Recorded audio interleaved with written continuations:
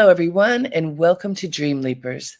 I'm your host, Harriette Cole, and we have a very, very special guest for you today, an amazing woman who's had an extraordinary life and has written a book that talks all about it in beautifully written prose that I am sure any of you who may read it will enjoy as much as I have. Let me tell you about her. We're joined by Monique Clesca, a Haitian-born author, journalist, and lifelong advocate for democracy, gender equality, and human rights.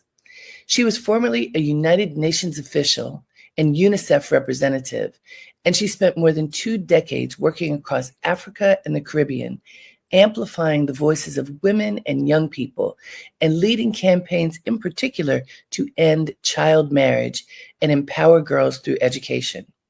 Her global work has earned her some of Niger's highest honors, including the Commander of the Niger Order of Merit, as well as deep respect from communities she continues to serve through storytelling and activism. Now, Monique is reaching audiences in a different way, very powerful way, through her newly released memoir, Silence and Resistance: Memories of a Girlhood in Haiti. This book captures her coming of age during Haiti's Duvalier dictatorship, a time of both fear and awakening. Today, we're going to be speaking with Monique about her personal and political journey, from her early years in Port-au-Prince to her decades of international work, and how writing became her most fearless act of resistance. Please join me in welcoming Monique Clesca, a voice for justice, freedom, and change. Thank you so very much. What an introduction. I hope I live up to it. Thank you so much. Well, reading about you and then reading your book was really a delight, because you take us into your experience. You take us into so many things that a lot of people don't know about, except, kind of by lore.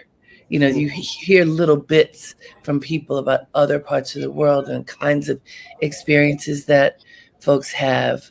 So my husband's from Jamaica, and he was, I think, 8 years old when his mother and grandmother, who were the 2 heads of household where he lived, moved to America to begin the journey for the family to come. He was the older child, and he has a sister who's 6 years younger, and they were left with family friends for 3 years. Yeah. And as I was reading your book, there's a point where you describe where your mother, you were from a family with 2 parents and children, and your mother left. And, well, she left in an interesting way, but apart from the details of how she left, the fact that she left and with your father, but still she was gone. And what you described, which I've always wondered, my husband talks about it a little bit, but he knew they were, first his grandmother went, then his mother went. He knew that they were going to send for them, but it took a really long time. And you go into the experience of what it felt like for your mother to be gone, the loss. Can you describe from a child's view, first of all, how old were you and what was that experience like for you? Well, that's interesting that you say this, which shows that the book is really a universal story. Yes. I always thought that my mother was never there with me. And it's only when I got older that I realized that she had come back, and then she had left, and then she had come back, and then she had left. But in my mind, it was so traumatic that it was that she wasn't there. She first left when I was 2 years old, but I don't remember that she came back, because to me, she had been gone. And then she left again to study. And then the big, huge trauma was when I was 8 years old, that she left and left us with my dad and my grandmother. Right. And it was, I couldn't get it. I couldn't understand it. And I think what increased the trauma was my father said, you know what? I'm taking you to my family's home.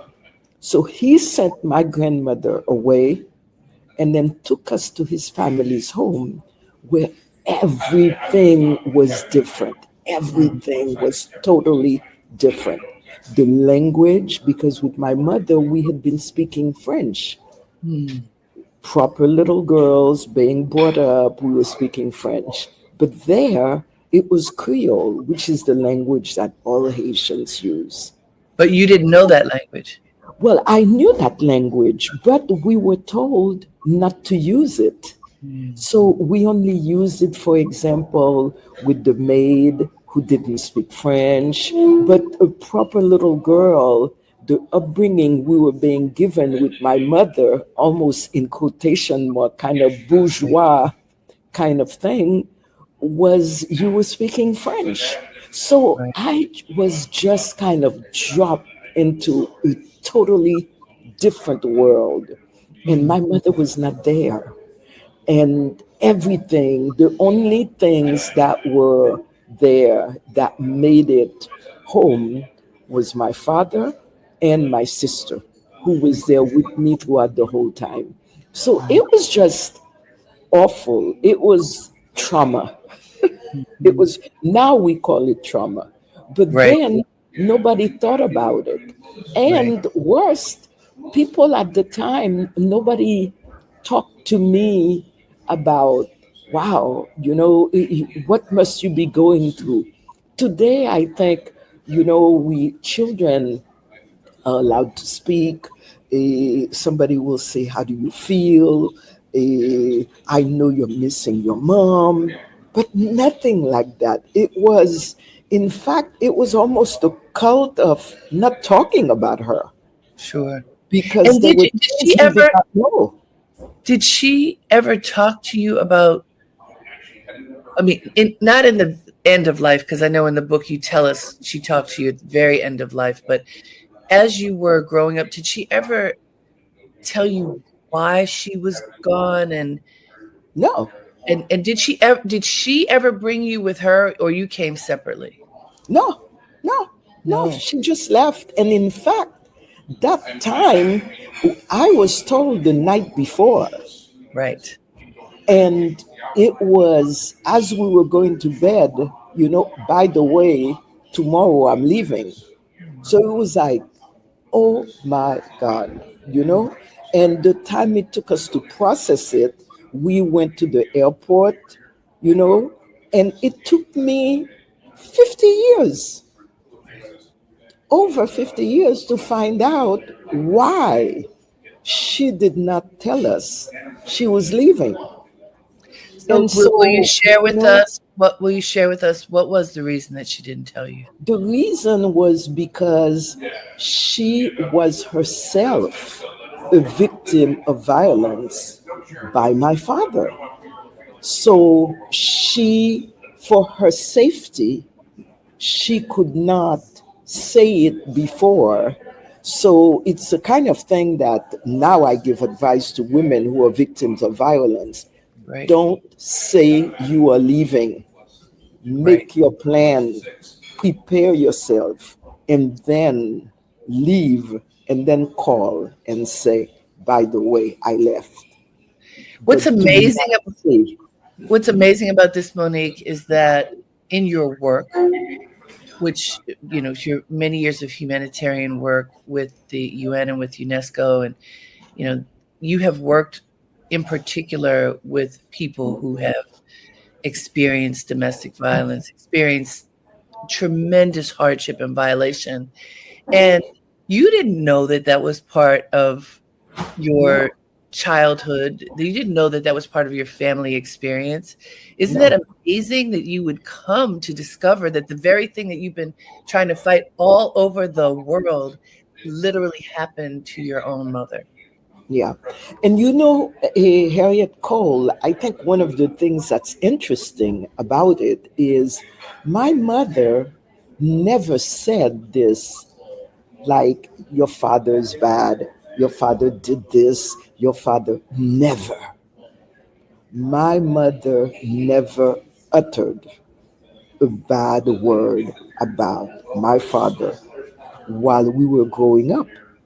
It's when we ask years later, as I mentioned in the book, that she was able to say this. So I think there is a huge lesson there about very often people complicate the trauma. They double, the triple the trauma by saying, oh, your father did this, your father is no good, etc. No, not at all. My mother did not do this. So I don't want to give the spoiler, more Right, right. spoilers, but to me, these are such important life lessons, in Sure. terms of making sure that men, fathers, are respected, in as fathers, even if there are issues with the mothers, because they are separate things. And I think that's one of the lessons that I learned from that also, that that's what my mother did, and it was important, and it's something that I really cherish about her, that she had the strength to say, this is between me and him, and I'm not going to talk about it between you. Well, even though they didn't talk about almost anything with us, Right, that's the title of the book, Silence, because right. it's kind of several silences. You had the state silence, but the family silence Mhm. was also, endemic of the period. But I think Sure. it had to do with my mother's trauma, because she used silence also, as I think, as a resistance.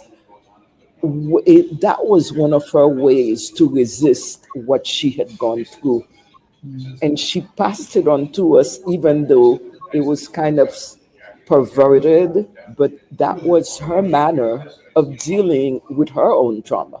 Sure. Stay silent. I mean, this is such a complicated topic, Monique, and you write about it with great tenderness in your book, and what you're describing now. It's hard to make sense of things that don't make sense. I mean, first Yeah. of all, right? Then and then, I mean, I appreciate the love and connection that you describe as you go through the book and share very meaningful moments with your father. And also you showed how complicated he was as a man, as a human Yes. being.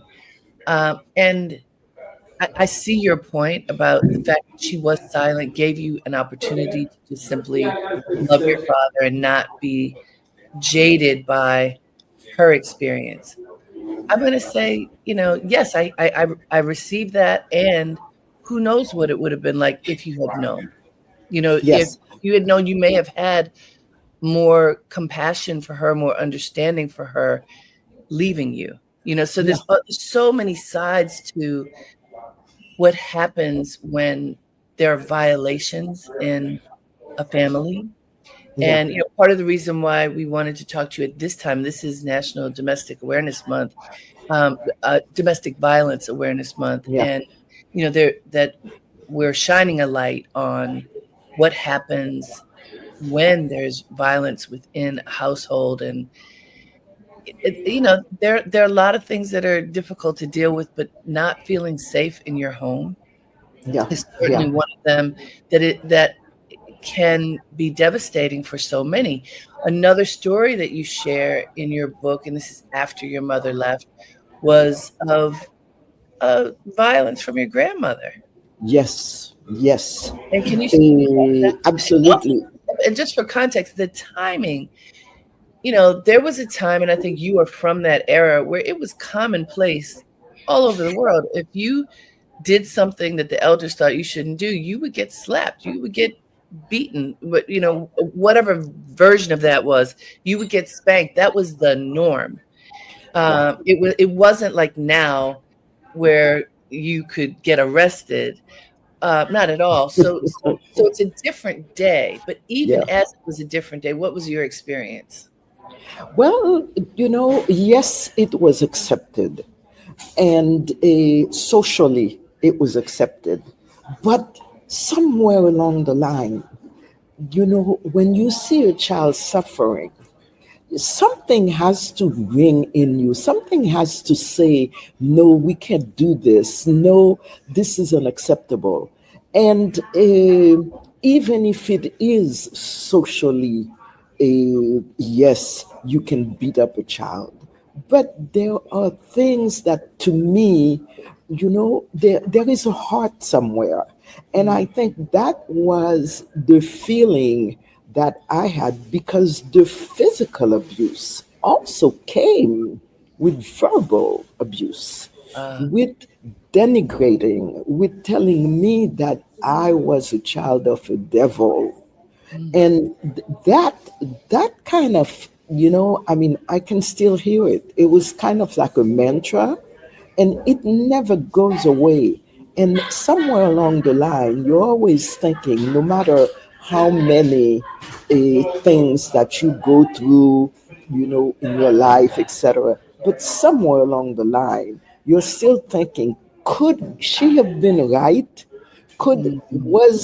was she somewhere? Did she have a light somewhere that told her the truth?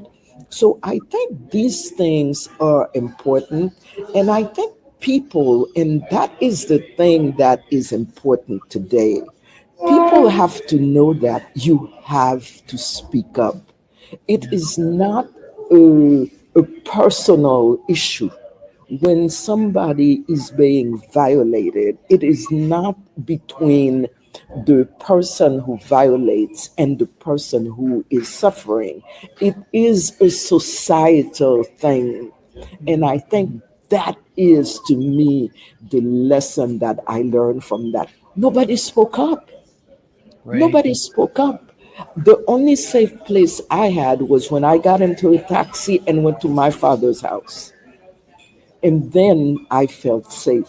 But nobody spoke up. Nobody in the neighborhood. I got beat up in school. Nobody spoke up. Some were laughing. I can still hear it. Mm, So this is massive, massive trauma. And one thing I ought to bring up in terms of that also, my father also suffered from trauma, because mm, one of the things that I mentioned is that my father's father was killed. Well, not was killed, his uncle was massacred, along with about 160 political prisoners. And a few days later, his father committed suicide by right. not eating and by not drinking. So at 8 years old, my father became an orphan. I found out about it 60 years later. Wow. Nobody in the family talked to me Yeah. about it. There's So that he silence again. himself, That silence again. Let me just let folks know this is Dreamleapers with Harriette Cole. We are talking with Monique Clesca. She has written a new memoir. It is called Silence and Resistance, Memoir of a Girlhood in Haiti.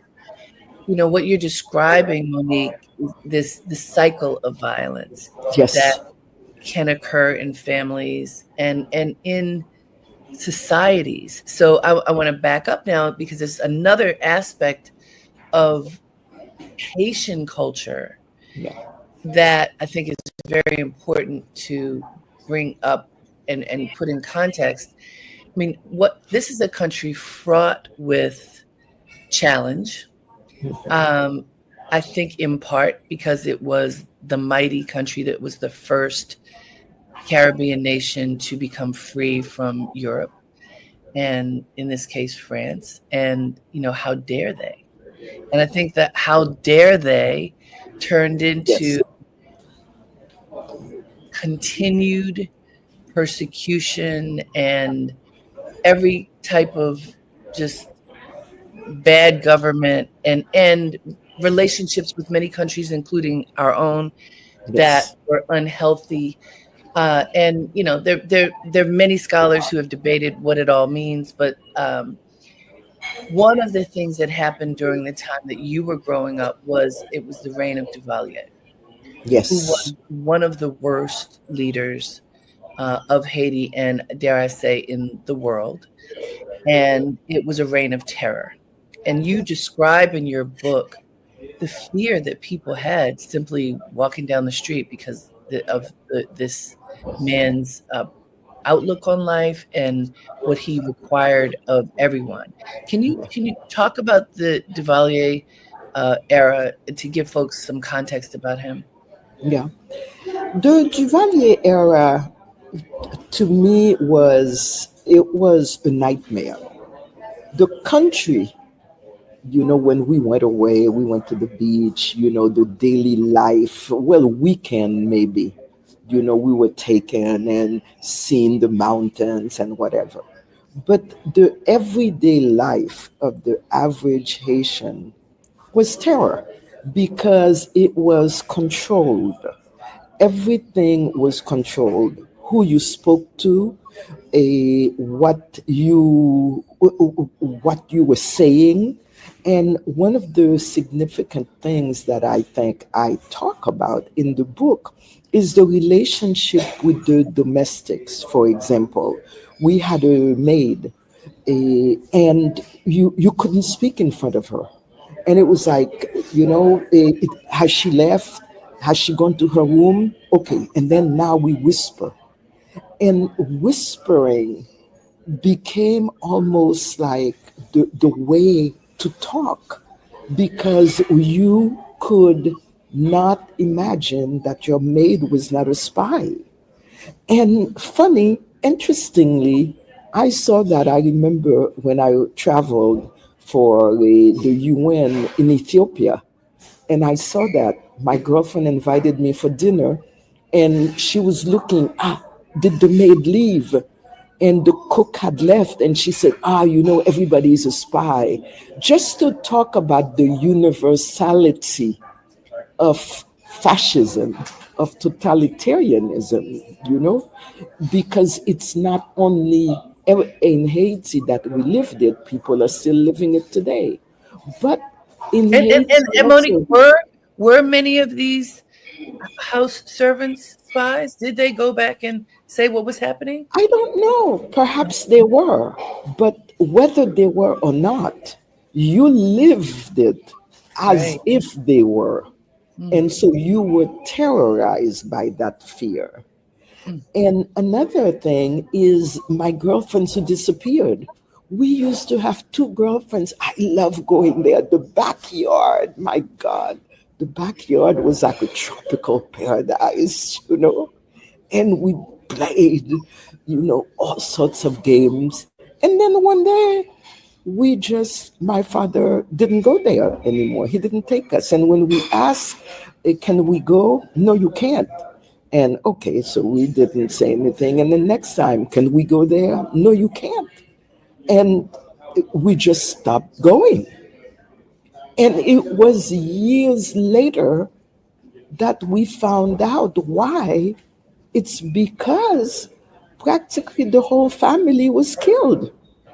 The kids were, they traveled, and I hope to meet them while I'm doing this a book tour, because I believe that they are still living in New York. Somebody told me, so I hope they come. But can you imagine? You have girlfriends, and then from one day to the next, you can go. And even when we were passing, it's like my father had his head was straight. He'd never looked, because in Haiti, usually when you're in the car, you're saying hi, you're waving, you're looking. Nothing like that. His head was straight, walking. So that's what we went through, you know and so it is a terror that you're going through. You can't trust people. Sometimes they were shooting, at night. And then the fact that my father had been shot, we didn't know what it was for. And my mother never talked about, yeah, your father was shot, as if it was an attempt on his life. She always mentioned the accident. So the accident was the code word for that. And so you just kind of live in fear. Anytime you hear shooting, you live in fear. Although I don't want to minimize it, but today in Haiti, there's a lot of that's going on, but it's a different kind of a terror. But then Right. when you're little, terror is terror. Losing your friends, my neighbor disappeared, and we used to see him. We used to play with his daughter. And, from one day to the next, her father was gone. The Well, father, he never came back. this is something that I found fascinating in reading your book because you take us into so many different experiences, especially as you were a child. And there's that sense of wonder and freedom that children can have. You go out and play. You go out Yeah. and play with your friends. You feel safe to run around. And because of what was going on politically, which as a child you wouldn't know, people disappear, people Yeah. get shot, people die, people just aren't there anymore. Yeah. And because there's that, back to silence, that part of your title, the silence meant nobody knew. Well, why did something Nobody knows, there nobody at, tells you. right, Nobody tells you. Your girlfriend disappeared, and then when my neighbor disappeared, we couldn't go out in the yard, right, and he didn't even disappear in the home. So now, as an adult, I'm saying, well, what's the relationship with going in the yard? But it's like you just kind of retreat into yourself. You close out the outside world, and then, okay, children stay inside. And when we said, well, can we play with Jeanette? No, no, no, it's not the time for playing. I remember my mother saying that it's not the time for playing, and you're a little kid. And right. could you How can imagine? it not be the time for playing? Always is supposed to Exactly. be Yeah, the time for playing. exactly. Yeah, You know? sure. So that's what it was like. And what really pains me is that a lot of children today are living the same kind of situation, and not only in Haiti.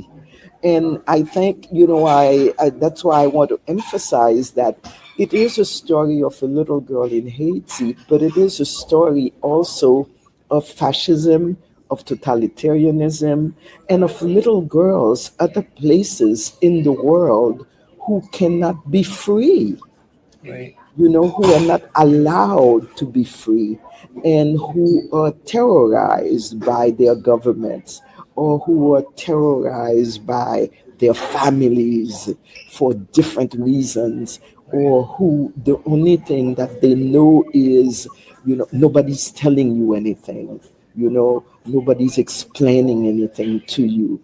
Everybody's silent. And so, I feel, and that's that's part of me, because I was that little girl, and somewhere in this woman's body is still that little girl who was terrorized. So for Domestic Violence Month, I think that is the thing. You never really get over it. right. I'm sure.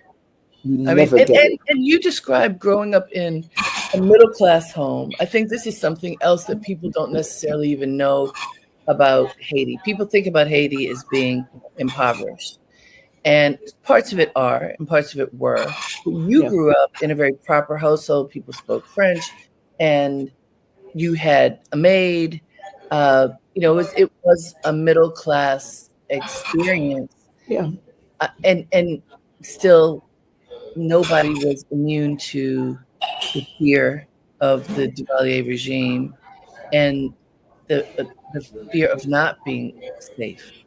Yeah. And again, that is the universality of domestic violence and state violence or state terrorism.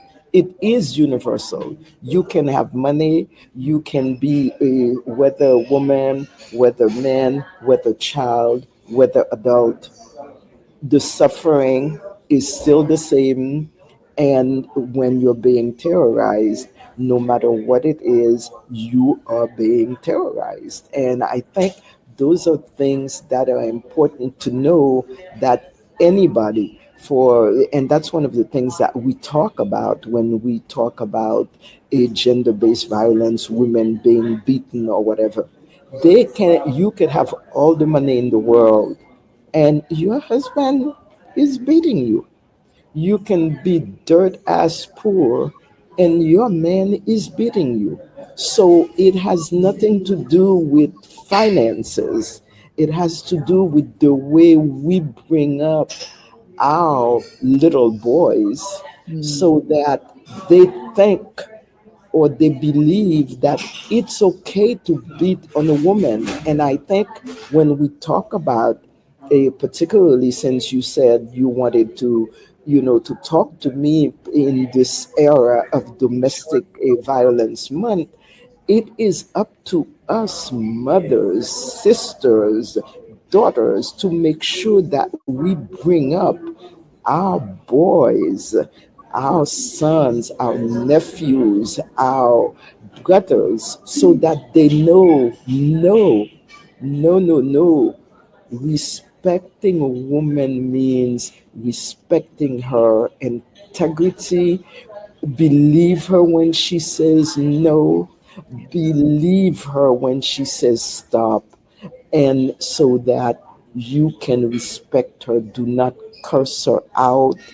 And I think these are things, it's not only a man thing, it also is a responsibility. We have to own it, we women, so that we can bring up men who do not terrorize little girls and women.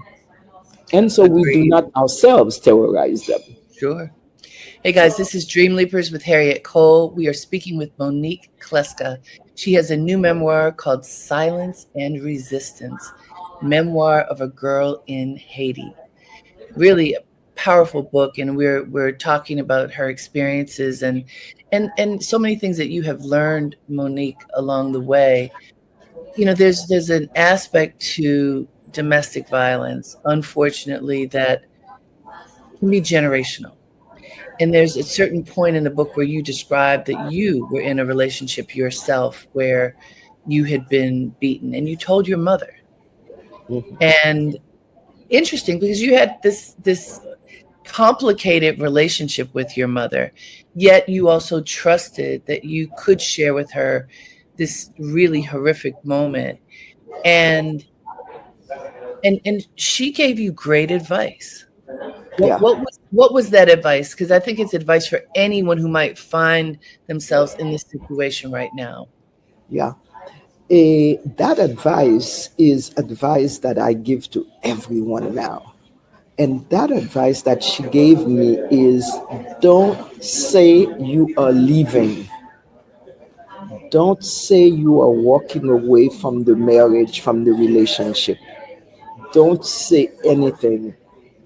Prepare your money, prepare yourself, and when you're ready, then you leave.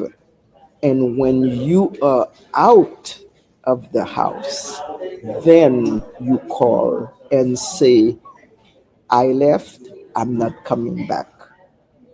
And I think that is fundamental in a saving women's lives, because I don't have the statistic in my head, but most feminicides, probably in English, are where women are killed by, mostly by their mates, their husbands, their companions, etc., occur when they say they are leaving. Mhm. Statistics have shown this. Statistics have shown that most gender based violence is from someone you live with, someone you know.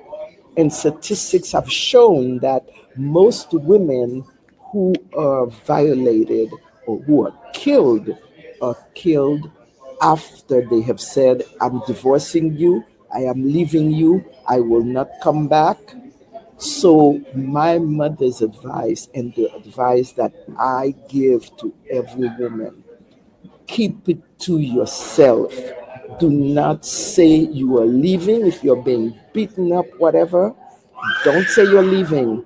Just prepare yourself, prepare your whatever. I packed. What I did was I waited when he left, and I had warned the girlfriend before that I might call her. When he left for work, I packed my bags. She came and got me in the cab, stuffed the bag, and then just left.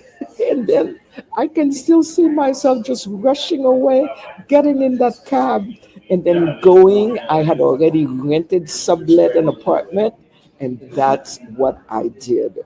So please, women, don't like, oh, by the way, I will leave Right. tomorrow, or no, I will leave you in 1 month. No, no. Keep your information to yourself or to someone you trust who can come and help you, and then make your getaway, Yeah. because men kill women Mm. when they know that they are leaving them, and statistics have shown it.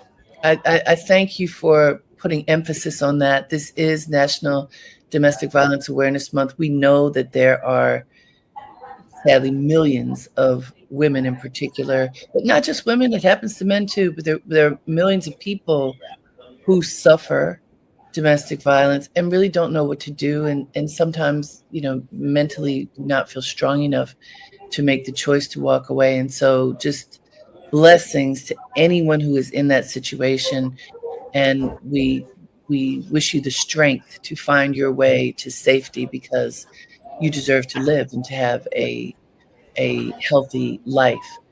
I Yeah. want to I want to turn the page now for a moment. You start your book with a story, once again, people have heard about. So, I'm American. I pay attention to the media. I paid attention to this experience, but that's different from being taken into it. In 2010, there was a massive earthquake in Haiti that completely turned the country inside out, and people are still suffering. And that was many years ago. That was what, 15 years ago? I can't count. Yeah, about 13 years ago. Yeah. No, no, Right. no, 15 years It's ago. Oh 15 my years God. ago Yeah. because Yeah. it's 25. So it's 15 years Mm. ago. But even though it's 15 years ago, it was such a violent act of God. The country literally just got turned upside down and inside out, and it was already suffering. You were there, even though you no longer lived in Haiti.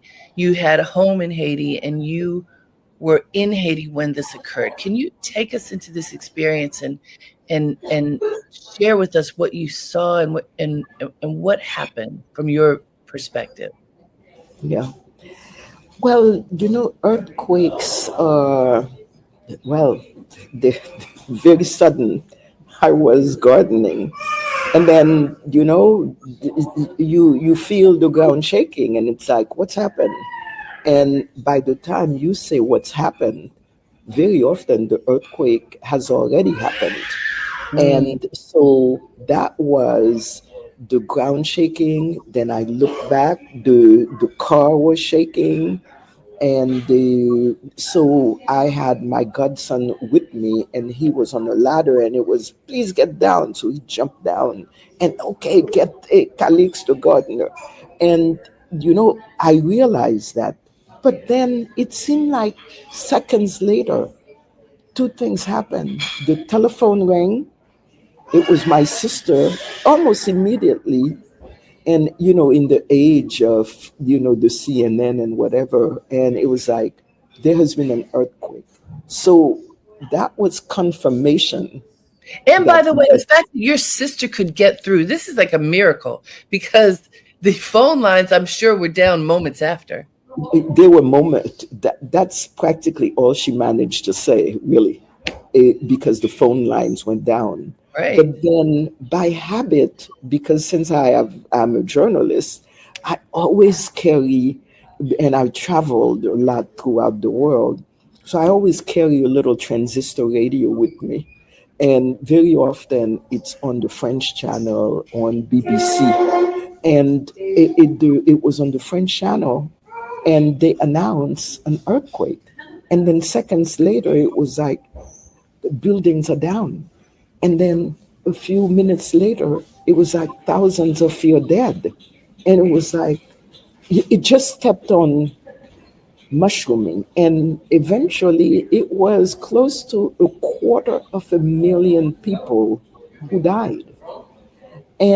But where I was up in the mountains, it was, just kind of coming through like this. And so we stayed outside. And then later that evening, a neighbor drove by, and he said that it took him about 4 hours to come through. And he said what he saw was like total destruction. And so that's when it was like, are you kidding? At one point during that time, I had gone up the stairs, and I saw, something that looked like almost like a sandstorm. And it was a building falling. I only found out the next day that it was a building falling. I thought it was just, sand or whatever. And so the next day, when I went downtown, oh, that's when we saw the bodies, the buildings, more bodies, buildings down, more bodies. And it was just, it was just awful. An It image you was cannot it erase. was apocalypse. Now, Yeah. for those who saw that movie, it really was an apocalypse, for me. And even talking about it, I can still see the white sheets, the bulging bodies. Whew, yeah. And It's- so many bodies. I mean, the one thing that as a writer myself, I appreciate the way that you wrote the book, because you take us into these experiences. We feel like we're riding on the street with you as you are seeing the bodies. I mean, I hadn't heard that notion of the bulging bodies, but it's in the heat. They're dead. They're just yeah, on the ground, so their bodies are swelling yeah, yeah, as corpses, and absolutely. you're seeing it and you're smelling it. And oh, that acrid smell of death. It's oh no, mm-mm, no, And then you describe, you are Haitian, you grew up in Haiti, you have your home in the mountains, and you also have a level of privilege because you can leave. yeah, And so many people who did survive could not leave. And you described, you were really torn about that. Of course, it's a blessing that you can leave, but you're leaving behind yeah, so many yeah. people who are in an interesting position. Before you address that, let me just remind folks, this is Dreamleapers with Harriette Cole. We're talking with Monique Clesca. We're talking about Haiti and just in humanity. And we just have a few more minutes, but this is such a fascinating conversation. Talk about that conflict inside regarding, privilege and the reality of what you're Yeah. at. Well, it's privilege. It's having options. Ah, I, I had a job. I was there on vacation. So it's kind of like, okay, there is something, and I had to go back to work. So I go back to work, and I have the option, because I work for the UN, of being able to be, not airlifted, but put on a list. And then, you get the priority in terms of traveling out of the country. But right. then you leave everybody who's in need. And it's heart wrenching to leave a situation like this. And then I left.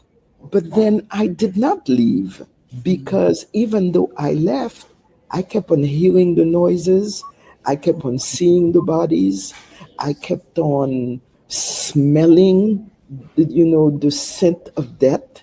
Yeah. So I didn't leave, So in a way, physically, I was in New York back in my job, but I was walking around like, God, what's going on? Walking like a zombie. I wasn't sleeping, etc. And I was diagnosed with post traumatic stress syndrome because, bottom line, I physically left, took a plane, and was in New York, but me was still in Haiti. My person, was still in Haiti. So it is, you feel bad, you feel, why am I so privileged? And but you're lucky that you're privileged. But I also wanted to be there to help. So it really was a very, very difficult period. And the trauma, though, was what precipitated the writing of the book. Yes. Because how do you get rid of those images? How do you do things differently? How do you speak about it? How do you tell others what it was like? And so, in a way, I became a storyteller about this so that people can know this is what not only I went through, but a lot of people went through. And in a way, I was able to leave, but I never left. And people also, the collective trauma, because can you imagine 250,000 people die? How do you bury them? Where do you bury them?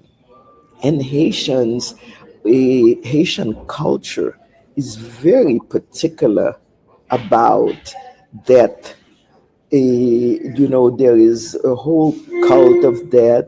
There is also that, in a way, when you die, it's kind of like you go back to the ancestors. Mm. And if you die in that manner, do you go back to the ancestors? Mm.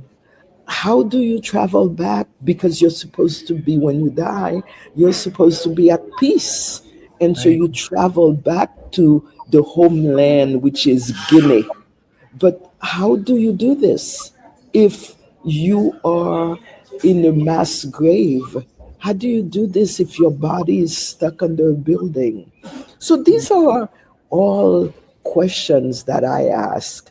I don't have answers for them necessarily, but these are questions that I think, existential questions, cultural questions, memory questions, Mm. because we have to talk about the memory in the same way that, for example, our ancestors, when they traveled from Africa to the Americas, that their bodies are under the ocean floor. Right. But it's the same way that these 250,000 Haitians, somewhere there under the earth. Mm. And what frees them? What happens to their souls? Mm. What and these are questions that, to me, philosophically, I thought were important to ask, not having answers, but Well, questions and that. to that point, when we also think about your family, and we have just like a minute left, so I'll just make this thought. Your book is Silence and Resistance, but the silence piece of it, you broke a silence that your family had not broken for all of these years. You reveal things very tenderly but honestly about your family that I'm sure are reflective of so many other families. And I think it was very courageous of you to do that. And Well, thank you. yeah, and I think probably all of your experience with working with people around the world and the kinds of traumas that they have experienced, probably helped you to know the importance of being able to share those things. So we appreciate you for doing that. And folks can hear the little voices in the background. Monique paused to talk to us. She is in the airport because she is on her book tour, traveling all over literally right now. So those voices are just proof that she is in motion with her book. So we thank you so much for joining us, just a bit of your experience, and thank you for having that awareness that this was a story to tell now, because I know so many people will benefit. Thank you so much. Thank you. Thank you so, so, so very much. Thank you. I appreciate you for having read the book and Yeah. for all these profound questions. Thank you so much. Thank you. Thank you. And I hope you enjoy and really have many enlightening moments along the way on your tour, because I know the book is deep, as you all can hear. So this is no light fluff stuff. So I know when you go into places, Yeah. folks are having meaningful conversations with you. And Thank I you. hope that is beneficial for all. Thank you so much, Monique. Thank you. And I hope they go out and buy the book. There you go. Thank you. Thank you so much. Okay. Thank you. And thank you to all of you for joining. I hope you enjoyed listening into this conversation as much as I enjoyed having it. Our guest was Monique Clesca, her memoir, Silence and Resistance, Memoir of a Girlhood in Haiti. Thanks for joining. Until next time, have a great day and make it count.